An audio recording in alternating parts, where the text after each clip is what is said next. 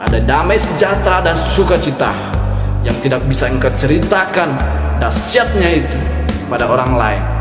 Seperti sebuah pelangi yang begitu indah, yang tidak mungkin engkau dapat menceritakan pada orang-orang yang tidak pernah bisa melihat.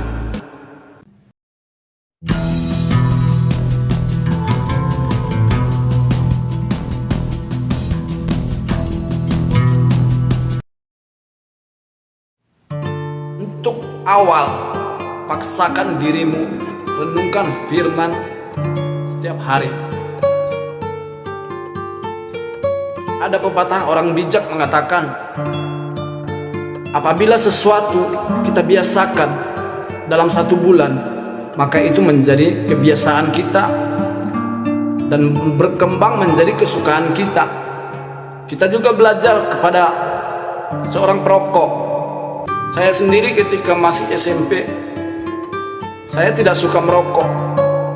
Pernah saya coba merokok, sangat tidak enak, bikin mual, pusing, bahkan seharian gak selera makan. Tapi karena teman-teman di kos saya selalu ada kumpulan-kumpulan rokok, minum, saya pengen bergabung dengan mereka, saya pengen diterima oleh mereka. Sehingga saya memaksakan diri selalu mencoba rokok itu. 2 bulan lamanya saya menderita. Tapi di bulan ketiga, saya bahkan membeli rokok itu dan menawarkan pada teman-teman yang lain. Artinya apa, saudara? Hanya untuk supaya bergabung, diterima di dalam pergaulan, kita mengupayakan sesuatu yang tidak enak, sesuatu yang menyiksa diri kita selama 2 bulan. Nah, untuk firman Tuhan, kita harus mau punya komitmen untuk menikmati firman Tuhan itu. Karena ini penting di dunia bahkan di akhirat. Latihlah dirimu untuk terbiasa dengan hal-hal yang baik dan membangun. Coba kita lihat orang-orang yang ingin sehat, mereka memaksakan diri fitness. Coba kita lihat orang-orang yang ingin langsing, mereka menahan diri untuk makan enak. Mereka menahan diri untuk makan banyak. Mereka menahan diri untuk berpuasa. Apalagi untuk firman Tuhan yang jauh lebih berarti daripada semuanya itu. Kita harus membiasakan diri. Kita harus memaksakan diri dari awalnya. Namun itu hanya awal, saudaraku.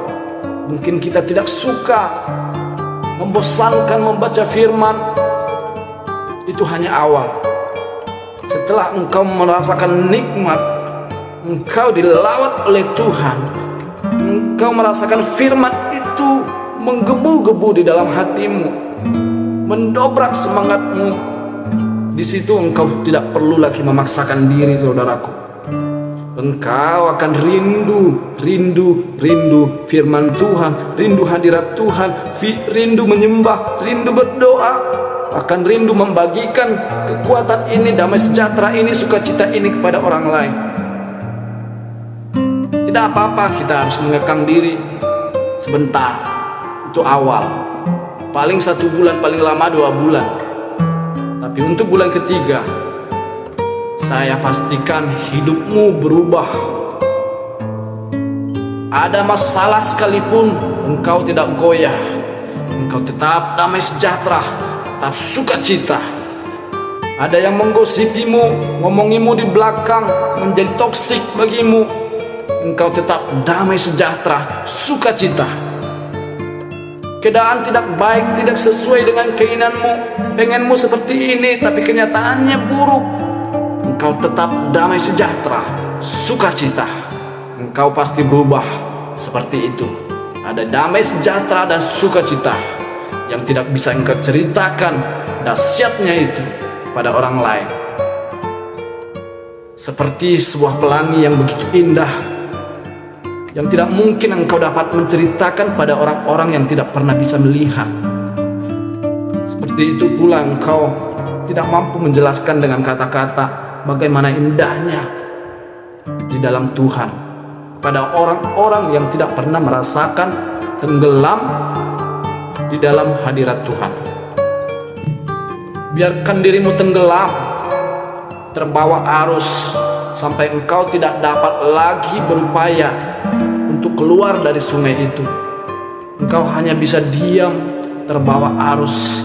Arusnya firman Tuhan, arusnya Roh Kudus. Apapun pemikiranmu, itu berasal dari Roh Kudus. Apapun rencanamu, itu berkenan bagi Tuhan. Apapun yang engkau katakan, itu berasal dari Roh Kudus. Apapun yang engkau inginkan, itu berasal dari Tuhan.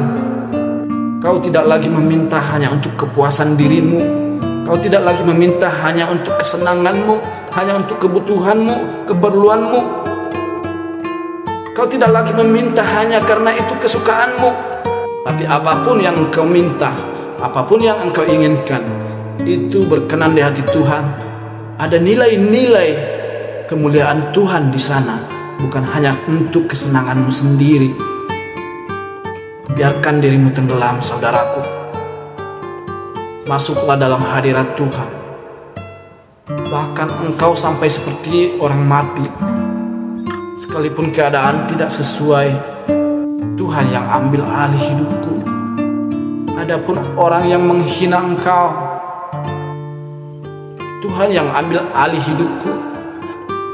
Sekalipun engkau dalam permasalahan, Tuhan yang ambil alih hidupku. Sekalipun engkau menghadapi jalan buntu, Tuhan yang bukakan pintu bagiku.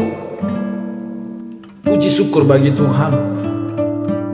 Dia telah menenun kita di dalam kandungan ibu kita untuk karya yang besar dan mulia, untuk kemuliaan Tuhan. Dalam rencananya, kita selalu setia, diberikan hati yang setia dan taat, diberikan kekuatan untuk kita dapat berjalan sesuai dengan keinginan Tuhan.